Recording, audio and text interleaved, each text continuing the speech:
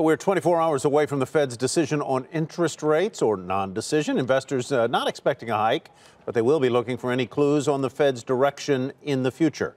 The meeting comes just days after a very strong economic report. The question is, could the economic strength be short-lived?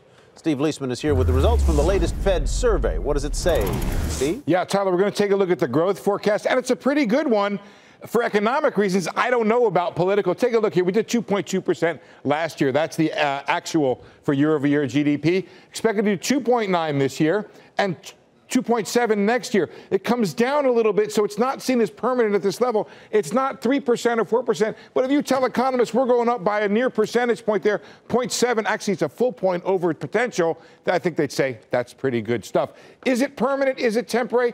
63% say it's temporary. I think over the next couple of years they see it trending off as government spending slows down and the effects of the tax cuts perhaps peter out. But when we asked, we did a sort of word association. Tell us why you think that the growth is stronger. Tax cuts were the number one reason. Deregulation also in there among the words mentioned. Monetary policy, easy monetary policy, and government spending were the big ones. Growth, investment, and optimism. Also, oil prices was another one. But this kind of reflects the magnitude of the answers that we received. Moving on, looking at the recession chances, you can see they are up a bit.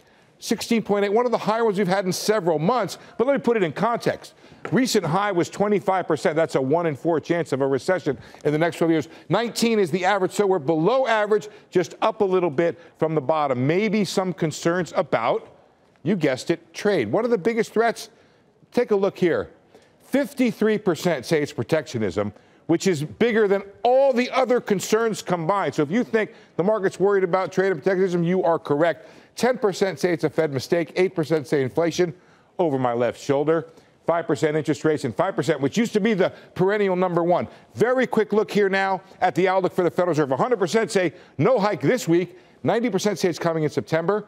4 hikes expected this year, which means 2 more from here.